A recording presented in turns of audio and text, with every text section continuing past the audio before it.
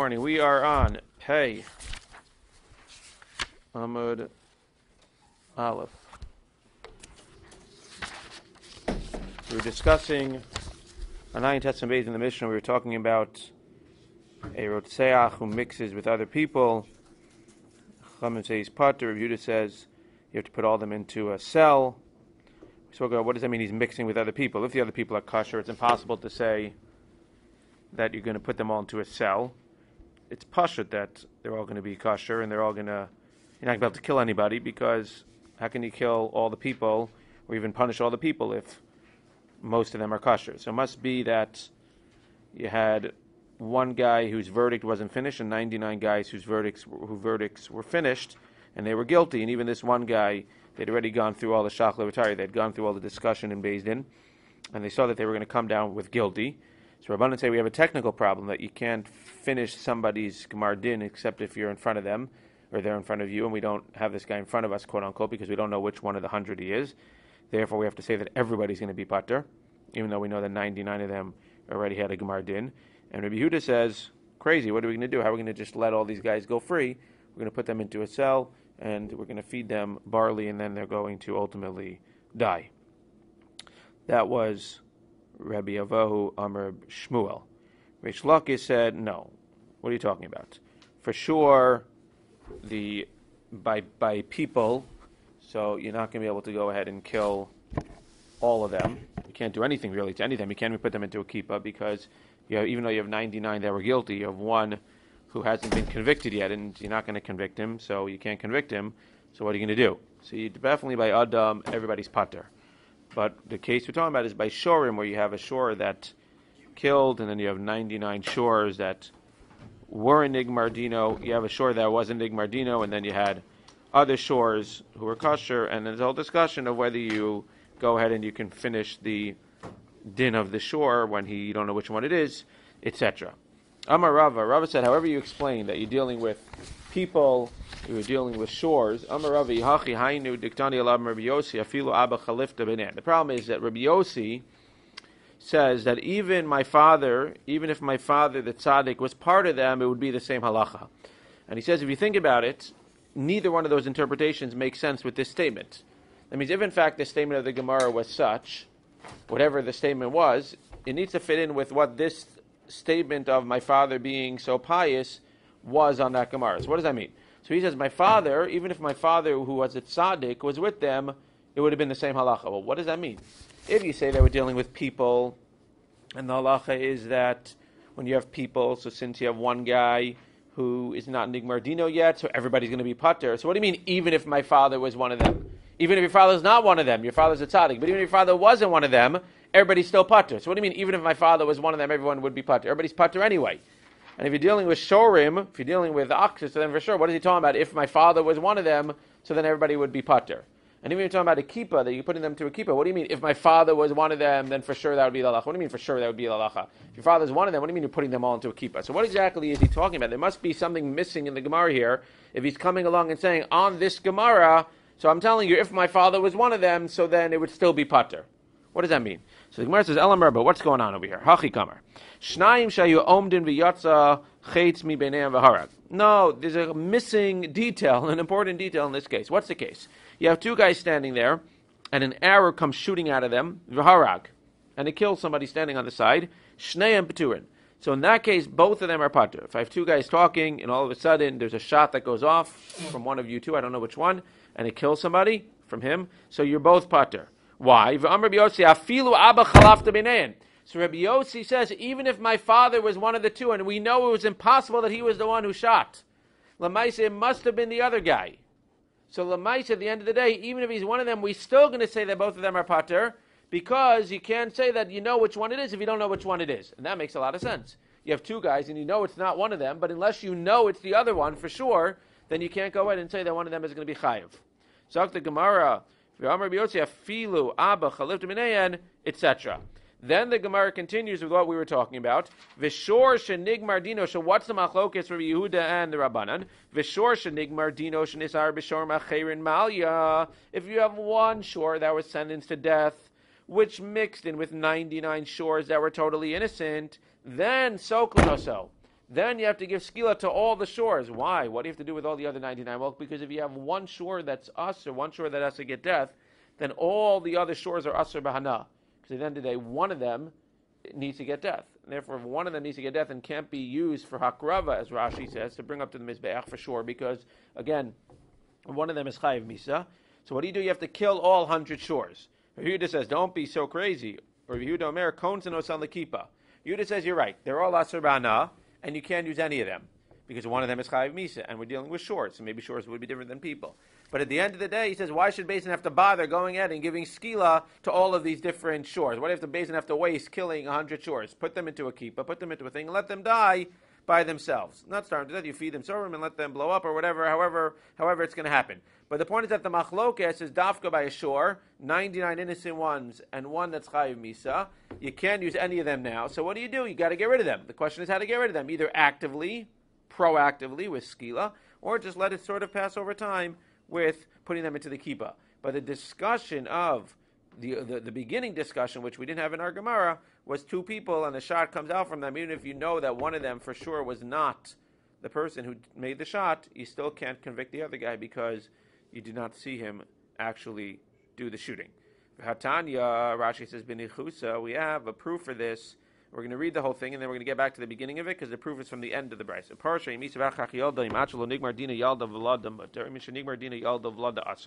First, the proof.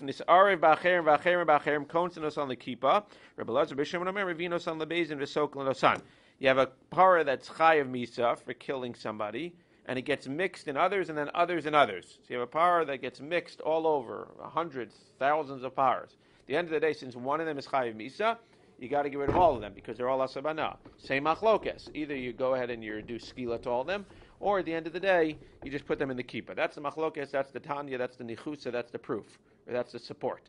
But let's talk about the beginning of the Mishnah, which is talking about the kid.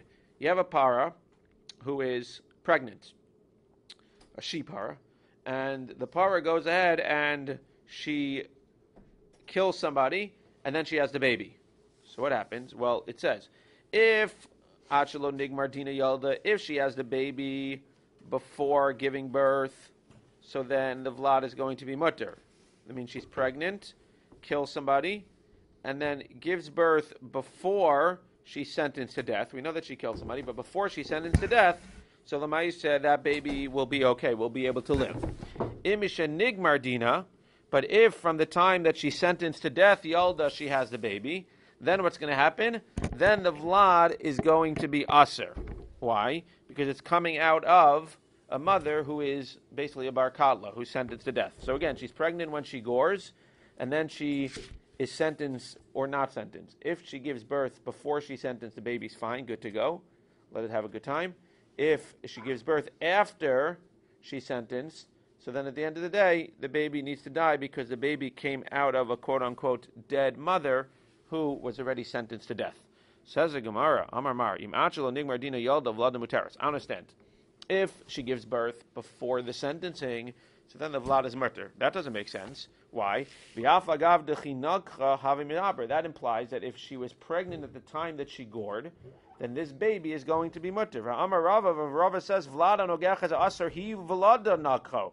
Vlada Nirva is Asar Hi Vlada Nirva. But we know clearly from Rava that if you have a baby who's inside of the stomach at the time of the goring, so not only is the mother chayiv misa, but the baby that was in the stomach at the time of the goring or the time that it had inappropriate relations, they're going to die as well. So how can you tell me that as long as the baby is born before the Gemar Din, it's going to be okay? If the mother had the baby in the stomach during the actual goring of the person, during the killing of the person, then the baby is not okay.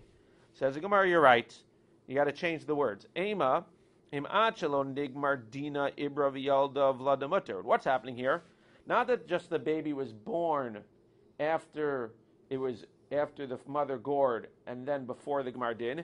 It's that at the time of the goring, the baby was not in the mother's stomach yet. She wasn't pregnant yet. So it takes a long time to put cows on trial. So Lamaisa, the cow goes ahead and gores. Then she becomes pregnant.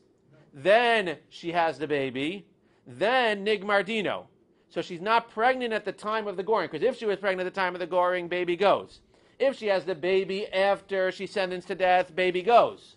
But if she becomes pregnant and has the baby between the goring and the sentencing, then the baby wasn't there at the time of the goring, wasn't in there at the time of the sentencing, and then and only then will the baby be mutter.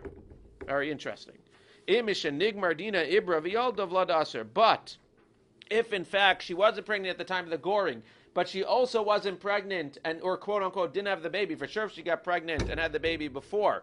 But if Misha Nigmar Dinar, even if after she was sentenced to death she became pregnant, too late. Because again, at the time she had the baby, she was already Nigmar Dina. If she had the baby at the time that she was Nigmar Dina, then she's going to be Aser. The Gemara says, on this last point of the Gemara, that if in fact, for sure, if she had the baby in her stomach at the time of the goring, Aser. Even if she had the baby in her stomach after the goring, but had the baby after the Gemar Din, it's going to be a problem.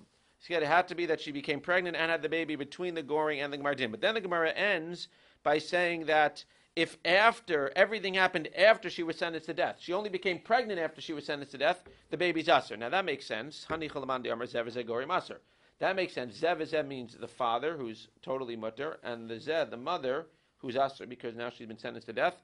That's Aser. If you have one parent that's Aser, the baby's Aser. However, there's another opinion, says the Gemara on Peyam Beis. There's an opinion that if she's sentenced to death, and then she goes ahead and becomes pregnant with a kosher father, Zev as long as one of the parents is mutter, now since she's already been sentenced to death, as long as one of the parents is mutter, then Lamaisa, the baby's going to be mutter. So how do you explain? Ela Maravina, you're right. If anything happens, if everything happens after, according to that mandamer, according to the second mandamer, it doesn't matter. Once the mother is Aser, the baby becomes Aser again, unless that specific case where she became pregnant and had the baby between the goring and the nigmardino. But according to this opinion that Zev Gorim is mutter, that if she becomes pregnant after the Gmardin and has the baby after the Gmardin before she dies, obviously before she dies, then the baby will be okay. If you say Zev Gorim is mutter, then what's the Bryce over there saying? Ela Marvina Ema im achelo nigmardina ibra v'yalda v'la mutter. If she has ibra v'yalda before the nigmardina, then the vlad will be mutter. V'im achelo nigmardina ibra misha nigmardina yalda vlad aser ubar yerachimahu. If before the Gemardin she goes ahead and she becomes ibra v'yalda after the goring, then the vlad is mutter according to this idea of zevizer goreim. Because at the end of the day, like we said before, everything's happening between. Even according to the other mandamer, it would be okay. V'imachelo nigmar dina ibra, umisha nigmar dina yalda. And you're right. If achelo nigmar dina ibra v'yalda, it's fine. But if she becomes pregnant, achelo nigmar dina, and then misha nigmar dina yalda, vlada, asar ubar yerach imahu, then it's still going to be a problem because then when it comes out, the mother's already been nigmar dina. So again, it comes out that the only way that the kid will be okay is if the kid is conceived and born between the time of the goring and the time of nigmardina. Because if it's conceived before the goring, then it was in the mother at the time of the goring, bye-bye. If it's conceived after the goring, but it's not born until after the nigmardino also, then it's ubar yerach imo, it's an extension of the mother, and then it's also been sentenced to death. But if it was conceived and born between the goring and the nigmardino, everything was kosher at the time, and therefore the baby will live, but the mother will ultimately die. Zok the Gemara.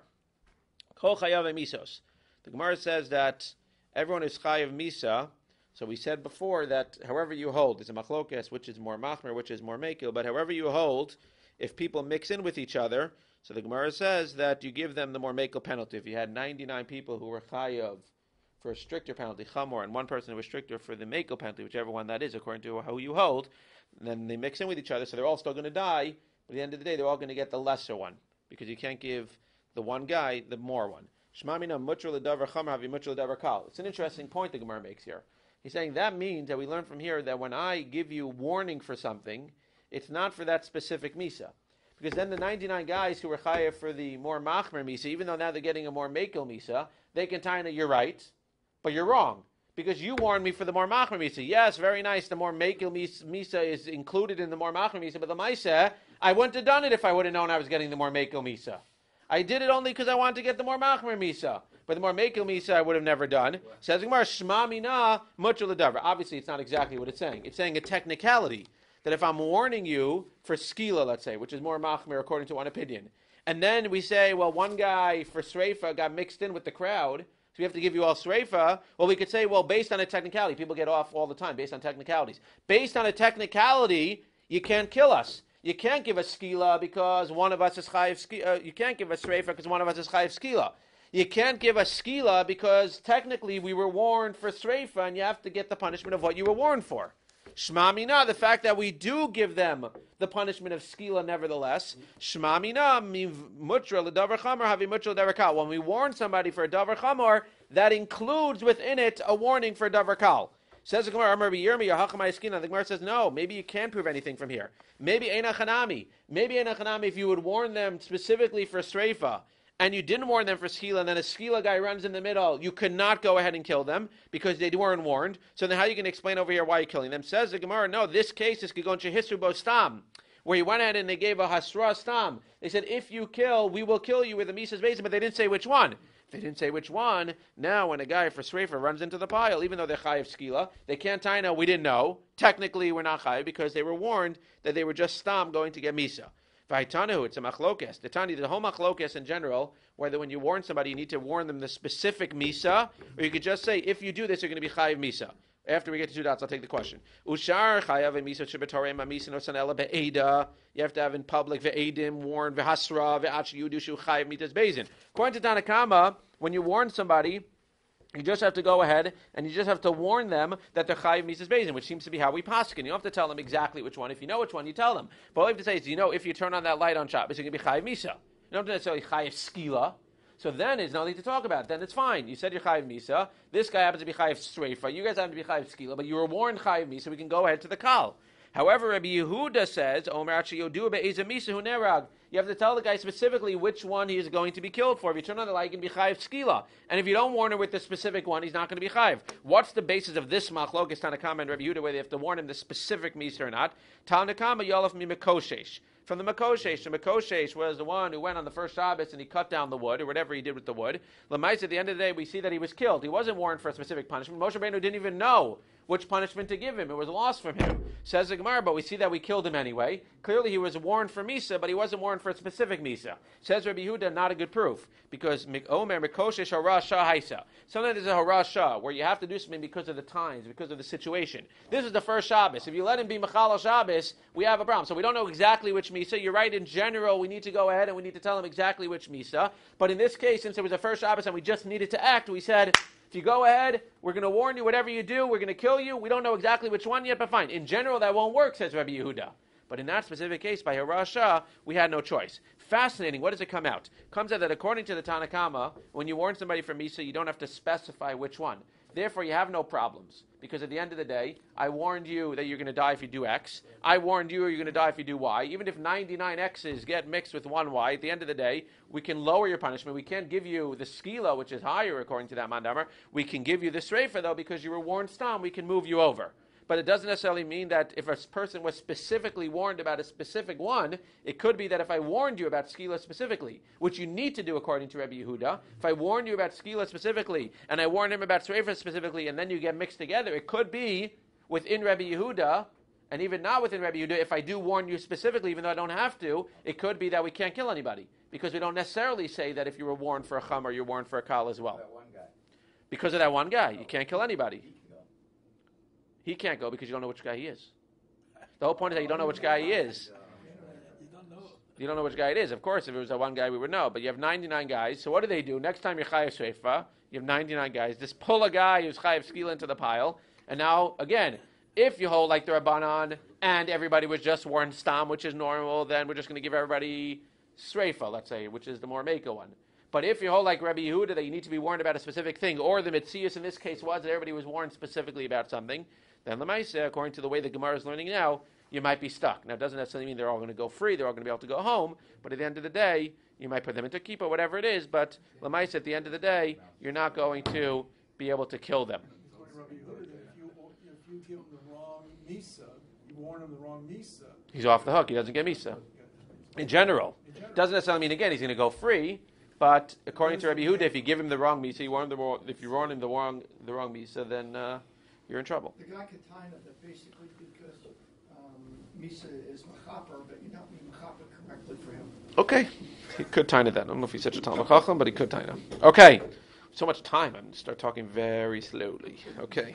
We could finish. I notice you get to breathe and stretch in the middle. You don't have to finish by now. I have to make up. I have to make up for all the other days that I talk so quickly. I'm like chilled over here. Relax. Go get a cup of coffee.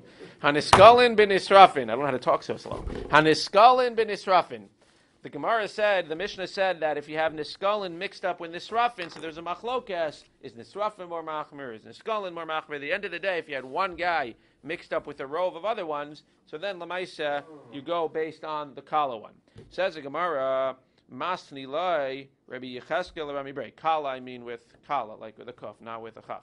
And kippah, and not chuppah. So it's kippah and kala, not chuppah and kala. Okay. Haniskalin ben Nisrafin. Masni le Rabbi Yecheskel Rami Brei. Rabbi Yecheskel says to his son Rami Brei. Hanisrafin ben Niskalin. You have Nisrafin, one guy sreifa, mixed with 99 skilas. Which is more machmir? Rabbi Shimon Omer Yadunu b'skila. He has to get skila. Shasreifa chamura. One sreifa mixed with 99 skilas. So they all get sreif. They all get skila because sreifa is more machmir. That's what Rabbi Yecheskel says to his son. Amarle Rabbi Yehuda, his other son, says to him, Abba, what are you talking about? Lo tisnei hacha, you're right, that if one sreifa gets mixed with 99 skilas, then according to Rabbi Shimon, they're all going to get skila, but not because sreifa is more meka. Why are they all going to get skila in that case? Because the rove is skila. One sreifa with 99 skilas, it only works, as we'll see in a second, this whole chiddush of saying that you get the more meka one, you only need it when the more meka one is the minority. But when the more meka one is the rove, I don't need to get to the chiddush of we give all them the more meka one because it's the more meka one. If the more meka one is the rove, then I say we give them all the more meka one because it's the rove. Right? If I have two choices, if I say that you have a rove and a miyut, so I say the first line is to say we're going to give everybody that punishment because if one guy gets mixed with 99, we're going to give him whatever the 99 we're supposed to get because 99 we're supposed to get X.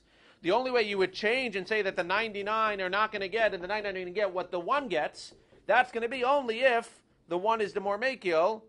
But at the end of the day, if the one is the more machmir, then the reason that the one is getting what the other 99 is getting is not because the other 99 are more mekil. First and foremost, he's getting what the other 99 are getting because that's what the rove is. It's just in a case where the one guy happens to be the more mekil, then we're going to throw the other 99. So he says, you're right with your din, that if one sreifa, again, this is within Rabbi Shimon who says that sreifa is more chamor. If one more chamor gets mixed with 99 mekils, then you're going to give everyone the more mekil one, but not because we're going after the mekils, but because we're going after the rove. It's just technically saying it's the same din. Just explaining why. The svara of why one sreifa gets a 99 iskalin, why they're all going to get skila, is not because the sreifa is more chamor and the skila is more mekil. It's because they're all, 99 of them are skila. If it had come to the point where, again, 99 were skila, but the skila was more machmer, in achanami, but we're not at that point in this case. Says the Gemara, Lo tisnei, don't teach it like that. You're making it complicated. In this specific case, where one skila gets mixed with, where one streifer gets mixed with 99 skilas, the reason you're giving skilas is because 99 of them are skila. Where should you teach that the reason that we go is not based on rov but based on kula? Haniskalin bin Israfin within Rabbi Shimon. If you have one skila which is more mekil, gets mixed with 99 nisrafin, which is more machmir. Rabbi Shimon Omer, in that case, yadunu b'skila shasreifa chamura. Even though sreifa is 99 and the skila is 1, since skila is more mekil, then you're going to go ahead and give everybody skila. That makes more sense to say. Says the Gemara, the problem is that then the Seifa says, in the case of what? In the case of one skila with 99 sreifas, so Rabbi Shimon says you give them all skila because skila is more mekil, even though sreifa is the rove. You give them all sreifa, shaskila chamura, because skila is more machmir. But now Chachamim don't make sense. Why, according to the Chachamim, in this case of one skila with 99 nisrafin, why are you giving them all sreifa? Not because skila is more machmir, but because 99 of them are sreifa. Says the Gemara, Tepukle deruba nisrafin ninu. Just tell me that according to Chacham, again, we're not questioning the din, we're just questioning the reason given. It should have said, V'chachamim omrim, yadunu b'sreifa, sherov ar-sreifa. Says the Gemara, no, Hasam Rabbanan who dekamar Rabbi Shimon. The Rabbanan are talking within Rabbi Shimon. You're right. Within the Rabbanan, Eina Chanami. If you have one skila with 99 nisrafin, you give them all sreifa because the rov is sreifa. And you can't taina, you should give them the more meka one. That is the more meka one.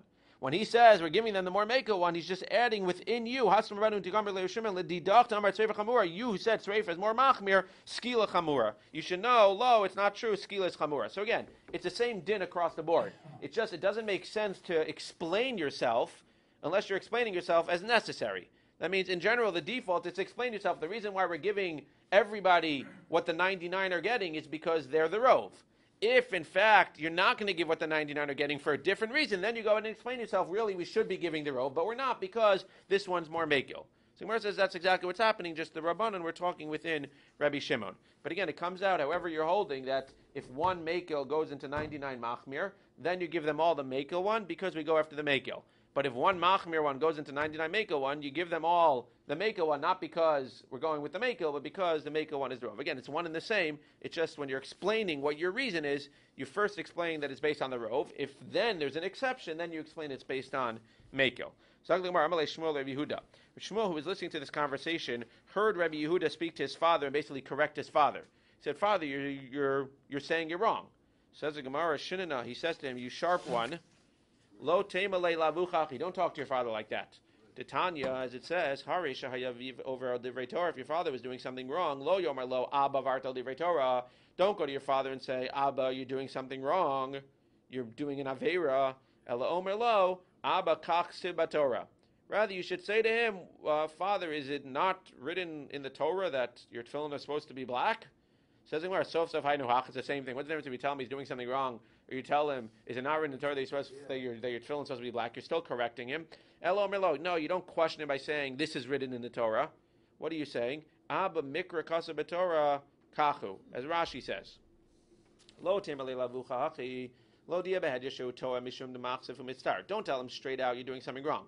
Ella omer lo abba kach kasa Torah kasagadala bit miyakama. Yes, it's like a question. V'chikach sib Torah is in fact what you're doing written in the Torah.